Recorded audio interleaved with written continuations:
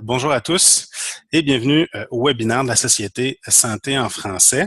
Je m'appelle Jérémy Roberge, je suis agent de communication et de mobilisation des connaissances à la Société, puis ça va me faire plaisir d'être votre animateur pour la prochaine heure. Aujourd'hui, on vous propose le deuxième webinaire de la programmation automne 2017. Donc, on se rappellera qu'il y a deux séries de webinaires, la série développement professionnel et la série découverte. Donc, tout d'abord, un petit survol de la SSF et des objectifs poursuivis par les webinaires.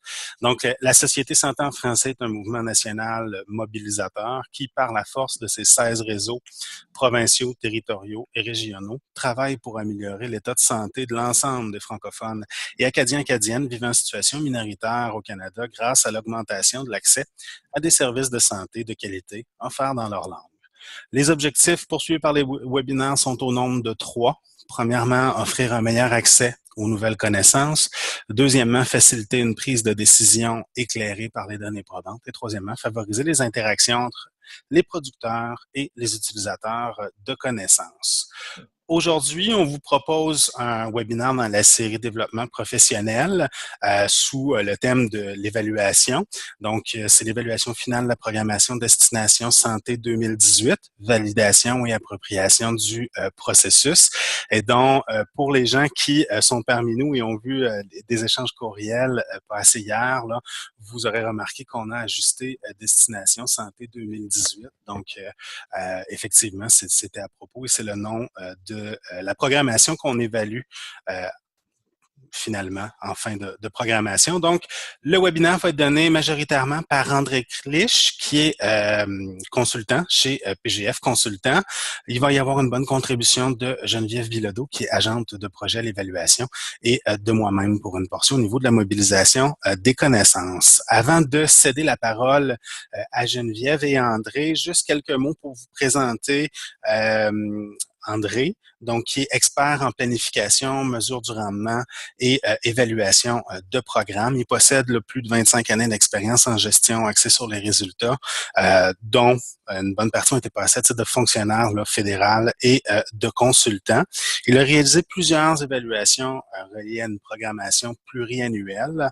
Il a notamment dans le domaine de la santé et au niveau communautaire, on n'a qu'à penser à l'évaluation demi-parcours de la programmation de l'hôpital Montfort, évaluation en santé de la situation économique des CLOSM, REDE, SEDEC.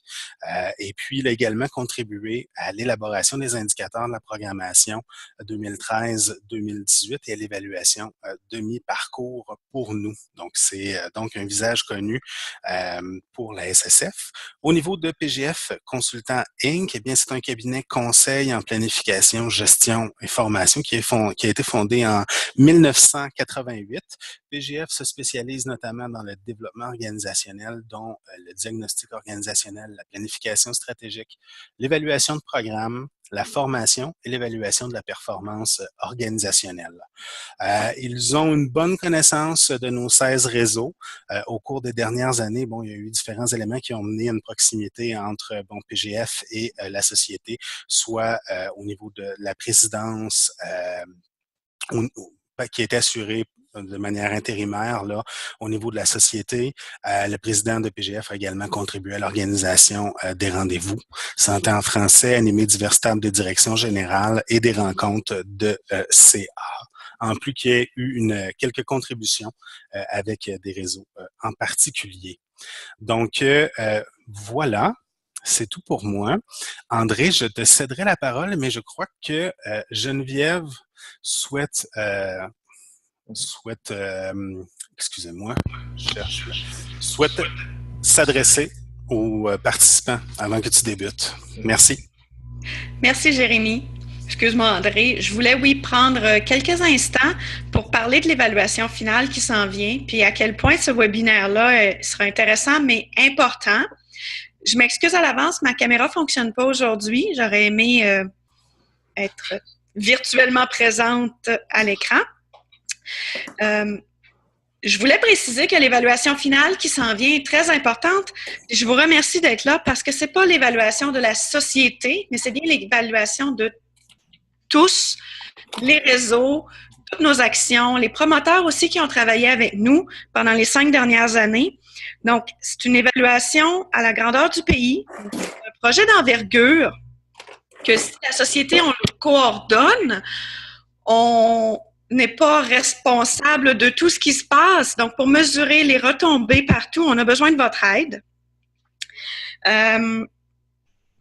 C'est une évaluation par nous et pour nous. Elle n'a pas été commandée par Santé Canada. Je tenais à le préciser, on le fait vraiment pour mieux se connaître. André va nous en parler en détail, mais c'est important de bien s'équiper en informations valides, précises et puis qui mesurent les choses où on sait qu'on a des retombées pour ensuite produire nos outils et nos rapports obligatoires. Donc, oui, l'évaluation finale aura lieu, mais ça n'empêche pas qu'on continue à produire nos outils habituels, nos rapports de progrès, nos rapports de mesure de rendement. Il y aura aussi, on va vous en parler plus tard, les rapports finaux de projet. Donc, ça ne vient pas remplacer nos outils de reddition de compte habituels. Le réseautage, on sait, c'est pas facile à évaluer, puis l'évaluation finale va viser à aller chercher de l'information à ce sujet-là. C'est pour ça que votre contribution est très importante. Et puis, vous remarquerez que l'évaluation finale différera beaucoup de l'évaluation mi-parcours. André va nous en parler. Ça va être une source d'information vraiment, on espère, merveilleuse sur qu'est-ce que ça donne tous nos efforts, toutes nos activités, puis tous nos extrants. On va vous parler de vos rôles. On considère vraiment très important dans ce projet-là l'expertise que vous avez sur le terrain. Sans les réseaux, c'est sûr qu'on n'aura pas d'évaluation, mais surtout, on n'aura pas une évaluation qui va nous fournir de l'information pertinente, utile, puis des rapports qui nous informent réellement. Donc, votre contribution est vraiment appréciée, votre participation aujourd'hui aussi. Puis, je cède la parole à André, que vous connaissez dans certains cas. Sinon, vous allez le connaître, mais il fait partie de l'équipe, comme Jérémy le dit, donc je lui cède la parole. Merci! Merci beaucoup, Geneviève et Jérémy. Donc, est-ce que vous voyez mon partage d'écran? Est-ce que ça fonctionne?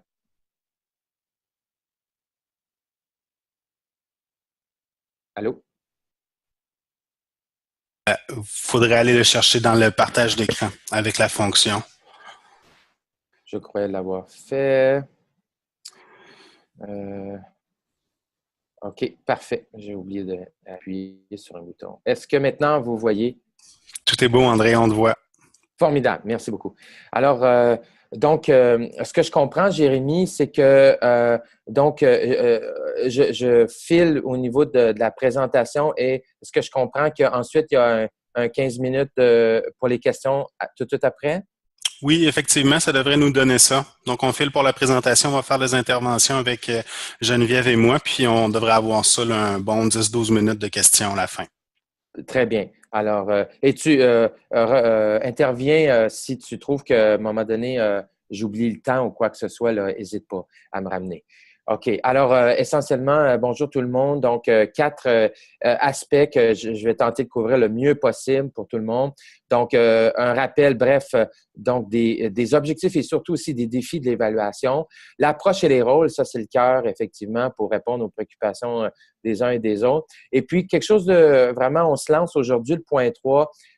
J'aimerais déjà aussi avoir vraiment votre rétroaction sur les thématiques qu'on a ciblées pour que ça vous soit le plus utile possible, là, les données qu'on va collecter et analyser. Alors, c'est parti. Objectif, essentiellement 6 objectifs quand même. C'est un peu ambitieux, mais voici un peu qu'est-ce qu'on a cru comprendre des besoins des uns et des autres. D'abord, cette évaluation-là n'est pas orthodoxe dans le sens qu'elle n'est pas seulement une évaluation qui arrive de gens de l'externe, et puis, ils font leur truc de leur bord de façon totalement indépendante. Puis, à la fin, ils nous déposent un rapport, puis on essaie de voir qu'est-ce qui est utile pour nous. Non, ce que j'ai compris, c'est que, et pour reprendre l'expression de Caroline aussi, c'est plutôt un demi-bras de distance au lieu que ça soit complètement distant. C'est-à-dire qu'on travaille de façon plus rapprochée avec vous autres, pas juste l'équipe SSF, mais avec tout le monde, pour que, dans le fond, toute cette démarche-là soit d'abord et avant tout un autre moyen, une autre façon vraiment de mobiliser des connaissances et puis de vous amener aussi à identifier des possibilités d'être une organisation qui a encore plus d'impact sur les réseaux de santé. C'est quand même, en soi, c'est quelque chose. Deuxième point, bien évidemment, là, 2, 3, 4, 5 et 6, c'est classique. Là. Donc, oui, on aura sur le plan des activités, sur le plan des extrants, quand même à terminer de raconter ce qu'on avait commencé à raconter comme histoire sur vos réalisations à la mi-parcours. Là, on va poursuivre, puis on va tenter de conclure aussi sur votre 5 ans là, en termes de bilan des réalisations. Donc, il nous reste une moitié d'histoire à raconter là-dessus. Le 3, c'est vraiment, et là, c'est ça qui est nouveau, bien, on va aller le plus loin possible dans les ressources qu'on a, là, puis les moyens qu'on a pour aller tenter de capter de façon qualitative et quantitative là, le fruit de vos efforts. Qu'est-ce que ça a changé sur le terrain? On va aller le plus loin possible avec ça. 4, c'est aussi quelque chose qui était, en tout cas, qui nous a été demandé, c'est quand même d'examiner la cohérence des actions qui ont été mis de l'avant pour atteindre vos objectifs de Destination Santé 2018. Donc, pas simplement les dossiers leviers, mais différentes initiatives. 5, recueillir des données de référence. Et ça, c'est complètement nouveau. Ça, c'est adapté dans votre contexte. C'était pas du tout prévu au départ. C'est qu'effectivement, les choses se sont précipitées au niveau de la nouvelle programmation. Bien, on va profiter du fait que vous nous avez pour tenter d'aller le plus loin possible à vous donner une photo de référence du point de départ qui pourrait vous être utile dans les prochains mois et les prochaines années pour prendre la mesure des progrès. Donc, on va incorporer. Donc, autrement dit, pour nous, c'est compliqué, mais on comprend que c'est important pour vous. On va avoir donc des éléments de l'ancienne programmation à raconter, puis une prise de données pour la nouvelle également dans le même projet d'évaluation. 6, fournir des recommandations utiles, bien évidemment, mais c'est quand même pas banal et c'est pour ça qu'on a besoin d'être conseillé, on le verra plus tard, d'être guidé. Puisqu'on est de l'externe, ça nous donne une certaine impartialité puis une capacité peut-être à explorer des aspects moins évidents quand on a le nez trop dans l'action. Mais d'un autre côté, on ne veut pas arriver dans un langage ou quelque chose qui vous est pas utile. Donc, ça, c'est la finalité. Il faut que ça soit le plus possible à valeur ajoutée pour tout le monde. Et tout au long de la démarche, on aura besoin d'être guidé là-dessus. Les défis, essentiellement, je viens de mentionner le niveau 1. Le défi numéro 2, c'est vraiment, on va le voir un peu plus tantôt, tout ce qu'on a pu… en fait, on a une proposition à vous faire au niveau de qu'est-ce qu'on peut faire pour avoir la meilleure participation possible au sondage, qui est quand même un élément clé de la démarche. Je vais revenir là-dessus, mais en soi, c'est un défi. Disponibilité des données sur les résultats, ben oui. Oui, il y a un paquet de rapports que Geneviève nous partage et qu'on a absolument besoin d'exploiter. Mais ici, gênez-vous pas tout le monde si vous mettez la main sur des études qui arrivent de l'international, qui arrivent d'une autre province, peu importe, et qui vous jugez pertinent à intégrer dans nos analyses, surtout tout le monde, gênez-vous pas. Et puis, l'attribution, bien, effectivement, sur le plan, quand on regarde les impacts, les effets, la difficulté, c'est de pouvoir isoler un peu la contribution du mouvement à ces résultats-là obtenus, considérant qu'il y a un paquet d'autres acteurs, il y a un paquet d'autres effets, c'est-à-dire influences qui peuvent avoir des effets importants sur le résultat attendu. Ça va être tout au long de la démarche notre défi à bien interpréter puis à comprendre la contribution propre au réseau et à la SSF. Approche robuste, crédible et utile. Donc, évidemment, au niveau des documents, de la documentation, et on comprend, honnêtement, pour avoir travaillé depuis 25 ans avec un paquet d'organismes communautaires, un paquet d'OBNL, un paquet d'entreprises privées, etc., que le fardeau réditionnel est lourd souvent. Donc, la moindre des choses pour nous comme consultants, c'est d'exploiter au maximum tous les rapports et toutes les redditions de comptes que vous avez déjà fait. Ça, c'est pour nous, c'est sûr qu'on va l'exploiter. Mais au-delà de ça, on va aller aussi chercher de façon plus peut-être qualitative la perspective de l'ensemble de vos partenaires dans toutes les provinces et territoires. Et on va oser, pour la première fois, en tout cas depuis que je suis à PGF, avec vous, d'aller chercher la perspective de bénéficiaires, c'est-à-dire des gens qui ont, par exemple, dans le cas de la santé mentale, qui ont reçu de la formation et puis depuis 2 ans et d'essayer de voir, ben OK, dans quelle mesure ça a changé quelque chose, ça a été utile, ça a été applicable, etc. Parce que suite à cette formation-là, il s'est passé quelque chose. Donc, voilà un peu là, nos approches. Donc, on va mixer puis on va trianguler donc des données primaires reliées au sondage, par exemple, avec toutes sortes de sources différentes de données secondaires, telles les rapports que vous avez faits, etc. Plan de match pour la démarche dans son ensemble. Voici donc en un coup d'œil les grandes étapes. Essentiellement, on est encore à l'étape de mobiliser. Évidemment, le webinaire en tant que tel est un excellent moyen justement pour informer les gens puis impliquer les gens dans la démarche. On aura besoin, je vais revenir tantôt aussi, de mettre sur pied un groupe conseil. J'y reviens sur qu'est-ce que ça va manger en hiver, cette nouvelle bibite-là. Nous, ce qu'on voudrait, c'est qu'en décembre, donc dans une semaine, là, vraiment de pouvoir avoir l'information minimale qu'on a besoin, nous, pour se mettre en marche au niveau de confectionner les outils sur mesure qu'on a besoin de vous développer pour aller chercher les données et se mettre au boulot. En janvier, on espère que tous les questionnaires d'entrevue, de sondage, puis le croisement qu'on aura fait dans l'analyse documentaire nous permettent d'aller de l'avant avec justement l'administration du sondage en ligne, la tenue d'entrevues, etc. Donc, janvier, c'est une grosse période de collecte d'informations. Et puis ensuite, février, là, on veut croiser toute l'information, analyser l'information et sortir enfin une première mouture de nos constats aux fins de discussion avec, évidemment, la table des DG, avec le groupe conseil, etc. De sorte qu'en mars, on puisse avoir raffiné notre interprétation des résultats, avoir nuancé aussi nos constats dans le contexte particulier et distinct de chacun des provinces et territoires. Les situations sont complètement différentes d'un bout à l'autre du pays, donc ça va être important d'avoir ce niveau-là de nuance dans nos rapports, de sorte qu'on puisse arriver et vous déposer des recommandations qui vous soient le plus à valeur ajoutée possible en mars. Tout au long de la démarche, il y a des efforts, comme aujourd'hui, en communication pour garder tout le monde dans la loupe, évidemment, notamment des rencontres aussi plus spécifiques du groupe conseil. Je vous laisse aller, soit Jérémy ou Geneviève, à cet atlas. Oui, merci André.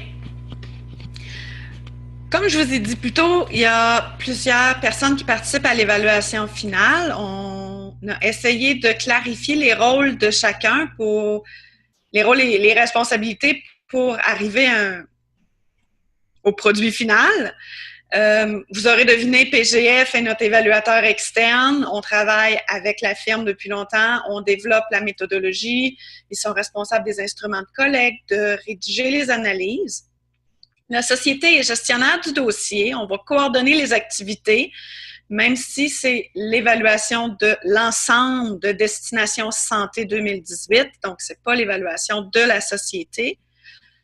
L'équipe de programmation élargie, qui est composée principalement des directions générales dans les réseaux ressources, ont travaillé déjà sur la méthodologie jusqu'à maintenant pour nous conseiller sur les stratégies à adopter.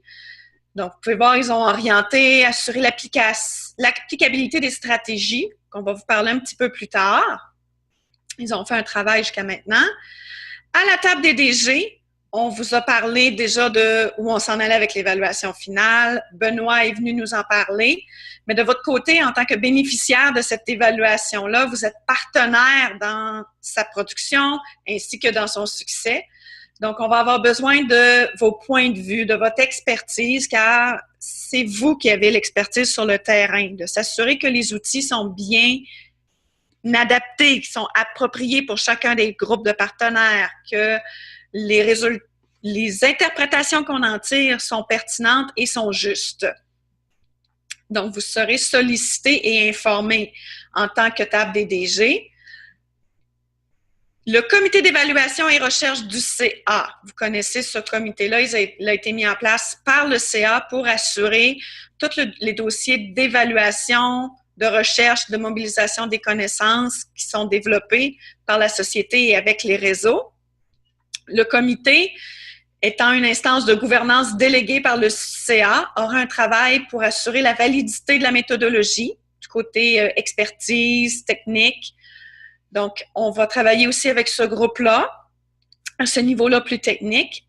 André nous présentera à la prochaine diapositive le groupe conseil de l'évaluation finale. Je vais lui laisser ce dossier-là. Et puis le conseil d'administration, qui est l'instance de gouvernance de la société, qui on présentera le rapport, on présentera les recommandations et les constats, et qui aura comme responsabilité d'adopter le rapport d'évaluation. Donc, ce sont les principales parties prenantes de l'évaluation. Il y a quand même beaucoup de parties prenantes impliquées.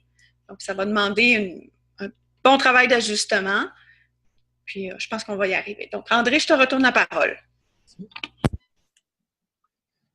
Donc, en ce qui concerne le groupe conseil, effectivement, voici un peu plus, qui est quand même une instance très importante pour les évaluateurs, qui est je dirais, qui est classique en évaluation. Dès qu'on attaque une évaluation d'une certaine envergure, il est à propos de mettre en place un groupe qui va guider les évaluateurs tout au long de la démarche. Et c'est dans ce sens-là qu'on a comme un peu voulu, si on veut, résumer leur responsabilité en trois morceaux. Au début de la démarche, en cours de la démarche, puis à la fin de la démarche. Donc, leur rôle va évoluer. J'y reviens dans 30 secondes.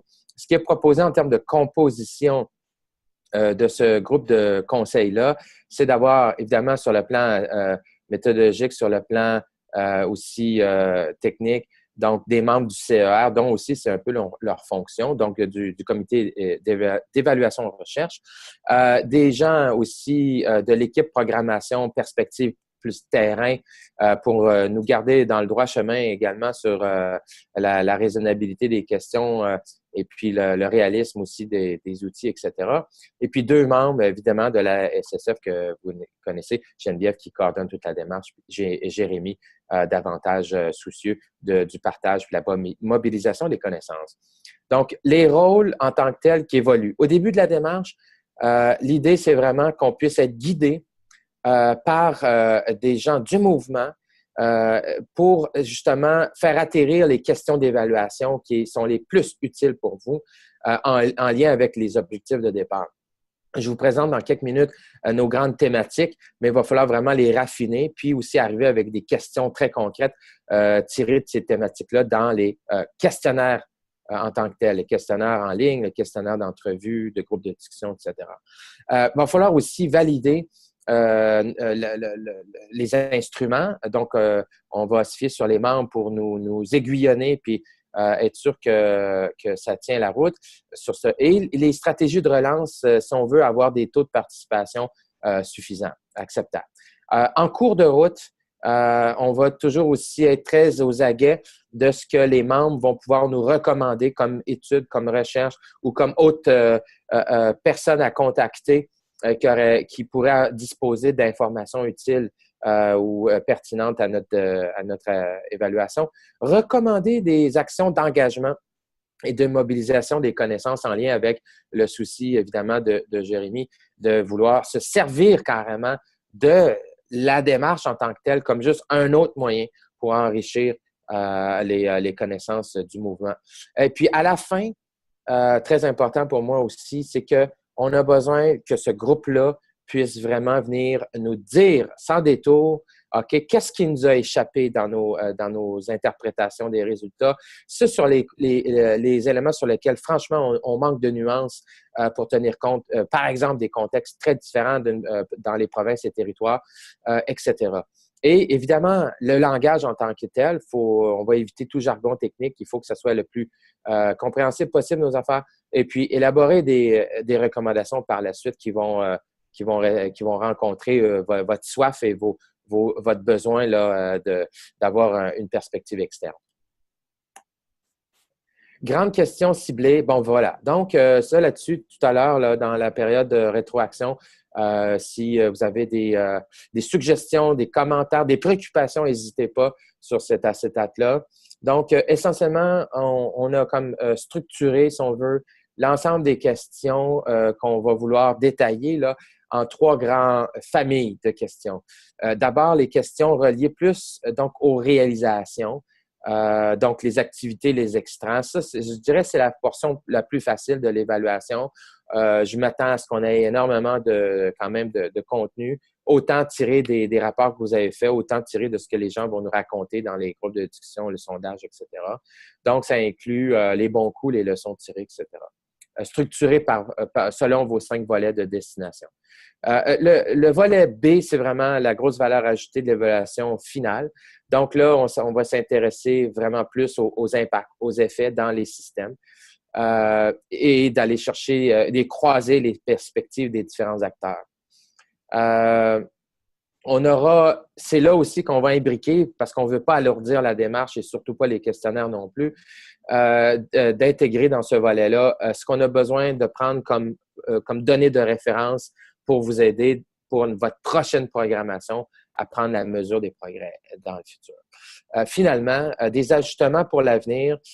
Donc, on va essayer de trouver une manière la plus conviviale possible que les gens puissent soumettre donc des recommandations. Quand je dis les gens, donc l'ensemble des partenaires puissent soumettre des recommandations concrètes sur comment on peut ajuster le tir pour l'avenir, que ce soit à l'interne ou à l'externe. Donc, vous pouvez tout de suite comprendre que, par exemple, la question façon de faire devant être améliorée en priorité, qui est externe, la plupart de vos partenaires pourraient avoir franchement des choses intéressantes à nous partager. Par contre, le point 2, façon de travailler ensemble pour accroître notre performance, on s'entend que ce ne sera pas nécessairement les mêmes personnes qui auront à y répondre et c'est plus au sein du mouvement que ce type de questions-là, la dernière, là, pourrait être utile à poser. Donc, avant que les questions viennent là-dessus, sachez que pour chacun donc 4 plus 4 plus 2, chacun des 10 regroupements de questions qu'on va faire, on aura à identifier quels partenaires peuvent y répondre, quels partenaires ne sont pas vraiment en position d'y répondre et tout ça. Donc, on va adapter sur mesure un peu pour chacun de vos 5 catégories de partenaires des questions, mais inspirées de ces familles-là de questions pour quand même pouvoir agréger l'information par la suite. OK. Le sondage, c'est aussi un aspect super important dans lequel on voulait vraiment votre rétroaction. Ce n'est pas juste de l'information aujourd'hui. Alors, notre point de départ, c'est évidemment que tiré de comment les choses ont été à la mi-parcours sur le sondage qu'on avait fait à l'époque, on s'est aperçu que pour certains groupes de partenaires, c'était difficile. On a eu peu de répondants. Parfois, on a dû même abandonner l'idée d'utiliser l'information recueillie juste parce qu'on n'avait pas, c'était pas significatif comme nombre de répondants. Donc, on ne pouvait pas vraiment se servir de toutes les réponses. C'était un peu dommage. Donc, cette fois-ci, si on veut vraiment pouvoir tirer le maximum de cette source d'information-là, il nous faut des bons taux de réponse. Voici ce qu'on a pensé faire.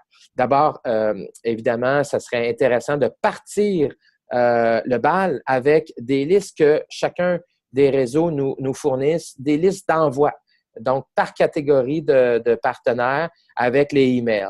Si on a ça comme point de départ, donc nous, c'est sûr, avec SSF, on va concocter un courriel d'invitation qui donne un peu de contexte et on va envoyer ça aux gens pour qu'ils puissent remplir leur questionnaire adapté. Ce qui serait intéressant, c'est aussi de pouvoir acheminer, que vous puissiez vous-même acheminer à d'autres qui n'étaient pas sur la liste de départ, d'autres invitations en cours de chemin. Donc ça veut dire de notre part de vous fournir avec une lettre, un email d'invitation avec un peu de contexte pour que vous puissiez le faire sans que ça soit difficile ou lourd. Puis finalement, nous, on a l'intention à chaque semaine ou peut-être même 2 fois par semaine quand le sondage va être démarré, de vous fournir des statistiques pour votre province ou territoire en termes de nombre de répondants par catégorie par catégorie de partenaires, de sorte que vous puissiez vous-même suivre où est-ce que ça marche, où est-ce qu'il y aurait des relances à faire de votre part pour le cas échéant, là, pour avoir des bons taux de participation dans chaque catégorie de partenaires. Ce que moi, j'ai noté aussi lorsque on a eu cette discussion-là avec l'équipe de programmation, qui n'est pas à l'écran, je m'en excuse, ça aurait dû l'être, c'était aussi, je trouvais l'idée excellente, qui était de fournir peut-être, je dirais, d'avance aux personnes qui auront à répondre, donc une semaine d'avance peut-être ou quoi, comment une mise en contexte un peu. Peut-être même, voire peut-être même un refresher, peut-être un rappel de ce que le mouvement fait, de sorte que les gens ne sont pas toujours en mesure, des fois, d'associer ce qui s'est passé dans leur communauté versus « Ah, ça, c'était issu du mouvement ou de la SSF ». C'est pas toujours clair dans l'esprit des gens et je trouvais que c'était une très belle recommandation peut-être de concocter un one-pager, quelque chose comme ça qui serait un refresher aux gens avant qu'ils reçoivent le questionnaire et qu'ils aient à le remplir, de sorte qu'ils soient plus en mesure de nous fournir des réponses appropriées et mieux renseignées. Alors voilà, moi, ça fait le tour. Je vais être très intéressé à avoir vos réactions dans 30 secondes.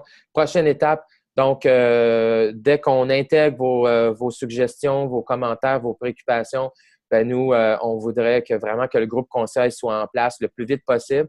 À partir de ce moment-là, on va pouvoir valider des questions d'évaluation encore plus précises et puis tester les outils, etc.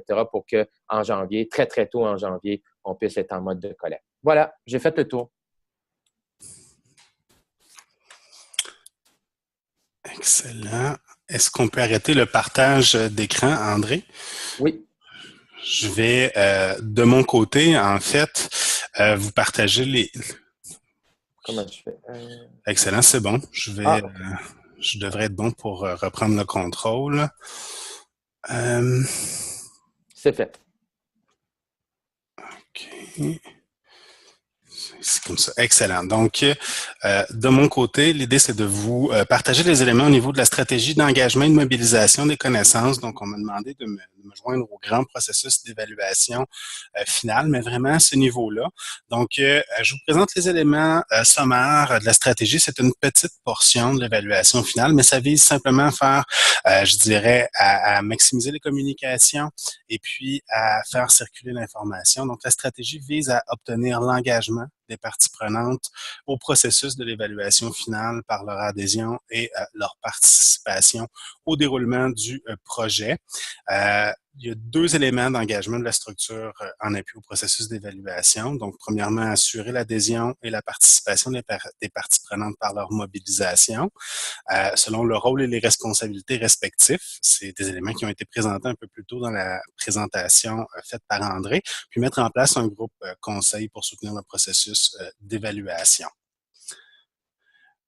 On retient, on a élaborer 4 messages clés autour de l'évaluation finale. Donc, premièrement, l'évaluation de la programmation est reconnue comme une bonne pratique et s'inscrit dans une perspective de saine gestion des fonds publics et d'amélioration continue. L'évaluation, c'est une pierre d'assise de l'innovation et les recommandations qui en découlent sont des outils pour faire face au changement. Le processus d'évaluation est participatif et se déploie dans un environnement collaboratif. Et puis, la SSF et les réseaux sont co-responsables du déploiement de l'évaluation finale.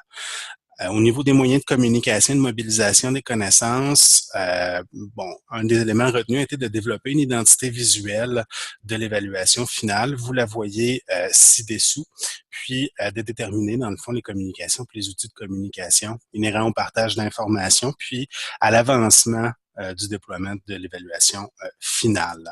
Donc, on retient effectivement, comme André le mentionnait d'entrée de jeu, les webinaires comme étant un moyen de se tenir informé de l'évolution de l'évaluation finale. Et puis, bien sûr, la note hebdo.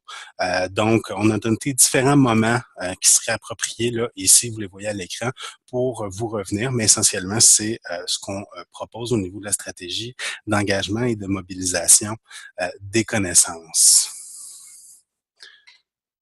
Excellent.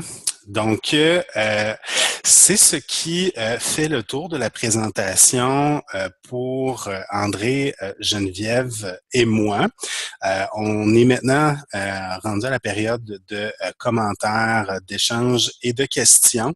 Il est 12h35 et des poussières. Ça nous laisse donc, je dirais, un bon gros 20 minutes pour échanger ensemble. Simplement vous mentionner que lors de votre arrivée sur la plateforme Zoom, vous avez été mis en sourdine et vos caméras ne sont pas allumées. En fait, seul le volume et les caméras des présentateurs là, sont allumés. Pour la période de questions-commentaires, vous avez 3 options. On a une boîte de conversation de webinaire Zoom, donc qui est une boîte de dialogue. On a la fonction questions-réponses et puis vous avez toujours aussi l'option de lever votre main. Et puis à ce moment-là, je pourrais activer votre micro et votre caméra pour que vous puissiez vous adresser là à Geneviève et André. Donc, la parole serait à vous. On a déjà posé une question là au niveau de la boîte questions et réponses. Donc, c'est une question d'Annie. Donc, pourquoi les questions A et B, réalisation et atteinte des résultats, quand nous remettons des rapports d'activité et des rapports de rendement annuels? Donc, André, je ne sais pas si ce serait possible pour toi d'activer ta vidéo, puis peut-être de retourner dans la présentation à cette diapo-là. Oui, je fais ça à l'instant, mais est-ce qu'il s'agissait des questions A et B dans ma présentation ou de questions A et B dans les rapports d'activité, là où je suis un petit peu moins familier sur la structuration des rapports? Diapo 9. OK, parfait. Merci Annie. Merci. Comment je fais pour le partage?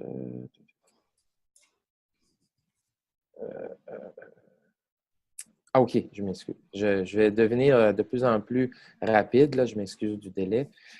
OK, diapo 9. Voilà. OK. Donc, je repose la question, André. Pourquoi question A et B, donc réalisation et atteinte des résultats, quand nous remettons des rapports d'activité et des rapports de rendement annuels?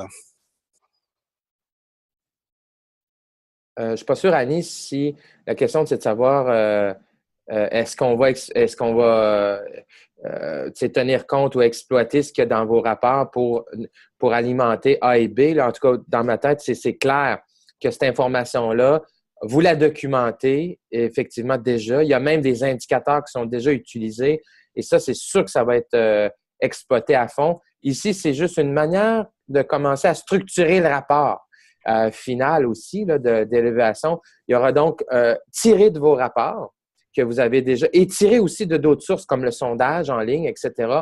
On veut pouvoir structurer une histoire au niveau des réalisations, puis aussi ensuite d'avoir vraiment une section là, qui parle plus là, de qu'est-ce que ça a changé dans les systèmes, quels ont été vraiment plus les impacts observés, que ce soit par vous ou par aussi les autres partenaires.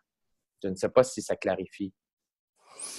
Elle précisait dans le fond pourquoi ne pas prendre les données effectivement des rapports, là, puis des rapports d'activité, puis des rapports de rendement annuel, puis d'en faire l'analyse. Ça, c'est clair. Ça, c'est prévu. Annie, je te rassure, c'est absolument dans notre plan de travail. On n'a pas le choix de faire ça. Ça, on va attaquer ça très, très tôt. Ça, c'est sûr. Geneviève, est-ce que tu souhaitais compléter? Ben moi, je compléterais en disant, c'est qu'on va aller poser dans l'évaluation finale d'autres questions au-delà de l'information qu'on a déjà accès dans les rapports. Des questions peut-être plus concrètes, peut-être plus propres à destination santé. Ça va nous permettre d'obtenir la perception des répondants, entre autres, de nos partenaires, parce que dans nos rapports, on a seulement qu'est-ce que nous, on perçoit, on ne peut pas parler pour les autres. Est-ce qu'on a réellement engendré un changement? Donc, il y a ces deux côtés-là. Aller poser la question à l'externe, puis voir est-ce qu'on change quelque chose et de poser des questions qui nous sont beaucoup plus propres à nous, parce que parfois, on remarque que les questions dans les rapports demandés par Santé Canada sont moins appliquées à ce qu'on fait réellement, à nos domaines d'activité. Donc, c'est cette chance-là qu'on veut profiter dans l'évaluation finale. C'est tout. Excellent, merci. N'hésitez pas là, ou n'hésite pas Annie si tu souhaites avoir un complément d'information. On a toujours du temps pour d'autres commentaires, questions. Pour l'instant, j'ai personne qui n'a levé la main. Donc, n'hésitez pas vraiment je dirais cette modalité d'évaluation-là, elle est par et pour nous. Donc, c'est un bon moment là, pour valider et puis bon, s'approprier un peu le processus. Si vous avez des questions d'éclaircissement, là, vraiment, André, Geneviève sont là pour vous. Jérémy, pendant que les gens réfléchissent aussi ou formulent leurs questions, je pourrais peut-être ajouter que euh, moi, en tout cas, on m'a dit à plusieurs reprises, puis j'ai bien noté le fait qu'il y a effectivement du gros travail qui a été fait de réédition de compte, de documenter dans un paquet de rapports, OK, ce qui a été fait. En termes de priorité de travail pour nous, les évaluateurs, on commence par là. C'est clair. On va exploiter à mort tout ce que vous avez produit comme document, comme rapport, etc. C'est un incontournable. Mais comme le dit effectivement si bien Geneviève, on va voir quels pourraient être d'autres éléments complémentaires qu'on va pouvoir inscrire, par exemple, dans le questionnaire du sondage en ligne pour soit aller chercher la perspective de d'autres qui ne sont pas nécessairement incorporés dans vos rapports ou aller tout simplement un peu plus loin sur certaines questions intéressantes. Excellent. Merci pour la spécification.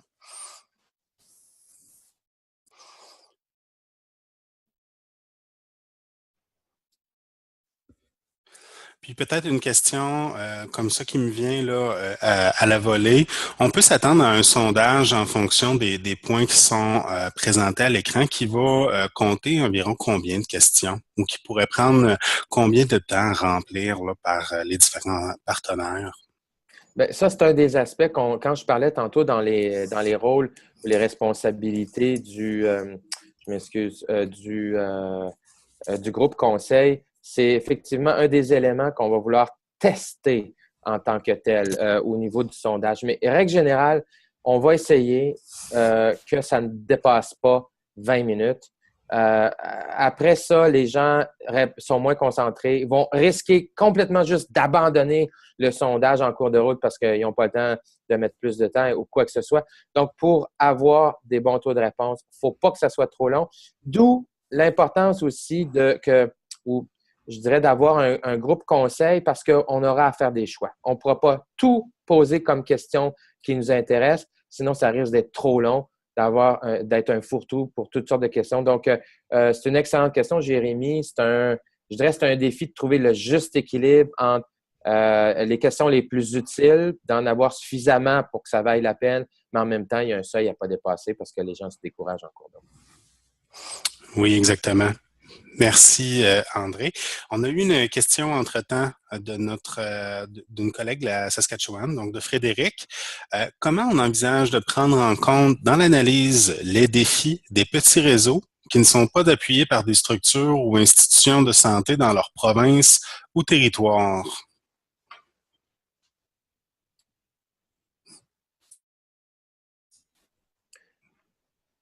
Peut-être, est-ce que la préoccupation, c'est par exemple au niveau de la promotion du sondage et les relances qui pourraient être utiles de faire, ou est-ce que c'est à un autre niveau? Oui, la question de précision est pertinente, André. Je vais laisser le Frédéric préciser, parce que je peux en comprendre pour l'instant. J'imagine que bon, les réseaux sont asymétriques d'une province ou d'un territoire à l'autre. Et donc, la possibilité de faire un 360, si on veut, avec des questions aux partenaires, là, peut différer ou bon, je dirais peut-être un élément par rapport au type de partenaires là, qui peuvent qui pourrait être ciblé pour répondre au sondage, qui amène une différence entre la grosseur des acteurs. J'ai une autre question entre-temps. On va attendre la précision pour être sûr de bien répondre là, à la préoccupation. On nous demande si les sondages seront disponibles en anglais aussi pour les Tout à fait. partenaires. Effectivement, ça a été soulevé très tôt par Michel, Caroline, tout le monde. Donc, la réponse est oui. OK. Excellent. On a eu une spécification. Frédéric nous dit non, c'est au niveau de l'évaluation qui doit prendre en contexte des réalités spécifiques qui ont un impact sur les résultats atteints. Tout à fait. Excellente. Excellente question. Effectivement, on comprend que, comment je peux dire, votre capacité à atteindre des résultats est complètement tributaire du contexte, du niveau d'ouverture, du niveau d'engagement sur le plan, par exemple, politique ou de d'autres aspects du contexte qui varient, mais du tout au tout d'une province à l'autre, d'un territoire à l'autre.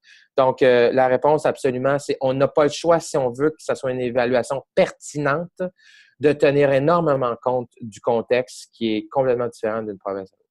Tout à fait.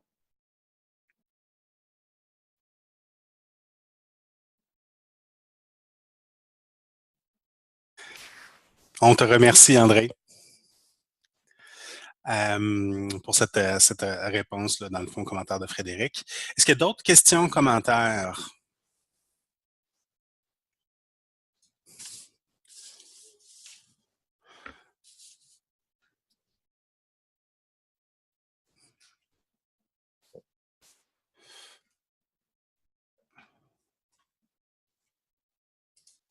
Pour l'instant, on est toujours en attente. Je vous partage entre-temps l'évaluation pour tous les participants là, et les conférenciers, mais surtout pour les participants. L'évaluation pour le webinaire d'aujourd'hui. Comme vous le savez, on évalue chacun des webinaires là, qui sont réalisés pour nous aider là, à nous améliorer. J'ai une autre question qui nous vient de notre collègue de l'Alberta, donc Paul. Y a-t-il un nombre minimum ou maximum de répondants par secteur? Ciblé. Oui, OK, 6 secteurs. Qu'entend-on par secteur? Je veux juste être sûr de. Paul, est-ce que tu pourrais préciser, est-ce qu'il s'agit des 5 types de partenaires ou tu visais d'autres secteurs?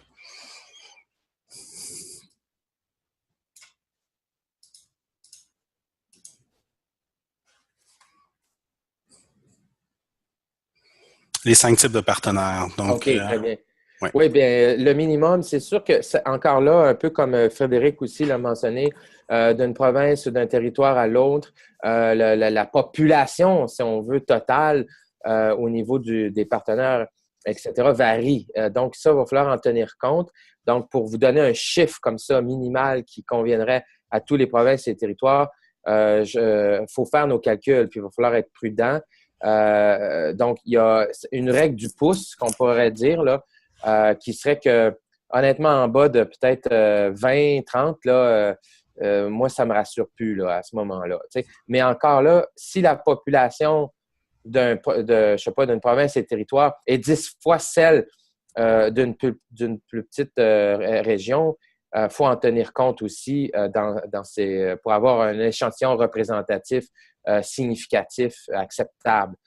Mais donc, c'est pour ça que je vous parle plus d'une règle de pouce, là, un peu dans l'absolu, mais d'une province à territoire à l'autre, on va viser en théorie, dans la pratique, avoir, pour certains d'entre vous, plus de répondants, puis dans d'autres, on va s'attendre à en avoir moins, ce qui serait normal.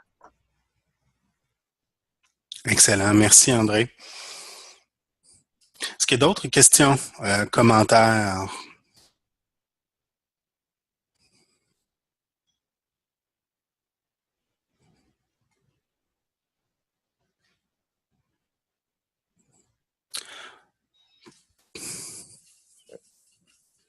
Peut-être les collègues de l'équipe, je ne sais pas si vous aviez des questions, commentaires.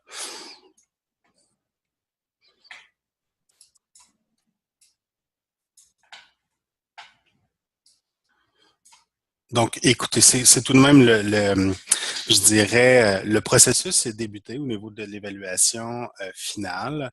Donc, n'hésitez pas si vous avez des questions, commentaires là, qui vous viennent suite au webinaire. Ça va nous faire plaisir là, à Geneviève, là, André et moi de les prendre puis de vous fournir la réponse ou de fournir une réponse à tous. C'est un processus qui est continu puis qui va durer là, facilement jusqu'à la fin mars, là, avril, comme André le présentait dans sa diaporama. Peut-être je vous céderai la parole, André et Geneviève, pour un petit mot de la fin. Ben, je vais te laisser le mot de la fin, Geneviève, c'est sûr. Moi, en ce qui me concerne, ben, franchement, c'était pas des questions banales qui ont été soulevées. C'est des questions, effectivement, qui vont être intégrées dans les communications aussi, parce que c'est pas tout le monde qui assistait au webinaire. Donc, j'ai pris des notes. Merci beaucoup. Et puis, ça vient s'ajouter aussi aux éléments qui avaient été soulevés aux membres de l'équipe programmation. Donc, à date, merci tout le monde. Là, le processus s'est déjà enrichi. Excellent. Merci, André. Donc, Geneviève? Merci Jérémy et André. Merci à tout le monde d'avoir participé aujourd'hui. Comme Jérémy le disait, oui, on est toujours disponible. Vous pouvez communiquer avec moi à n'importe quel moment, questions, commentaires, éclaircissements. C'est notre évaluation. On va la faire ensemble, puis vous pouvez vous attendre à obtenir plus d'informations aussi avec le temps. On va vous tenir très informés. Puis ça nous fait toujours plaisir. Il n'y a pas de questions pas importantes ou de questions banales. Ça nous fait plaisir. Puis merci pour vos questions aujourd'hui. Elles sont bien notées, oui. Et dites à vos équipes d'écouter le webinaire aussi. Excellent. Mais j'allais terminer sur ça pour vous les participants, là, Geneviève et André. Donc, en mentionnant que le webinaire a été enregistré, on souhaite le rendre disponible au courant de la semaine prochaine, étant donné que c'est un processus qui se déploie rapidement. Et puis, on nous a déjà posé la question au niveau de 3 des réseaux, donc qui ne pouvaient se joindre à nous sur l'heure du midi à cause d'autres engagements. Donc, effectivement, on va rendre le webinaire disponible le plus tôt possible. Bien, écoutez, je vous remercie.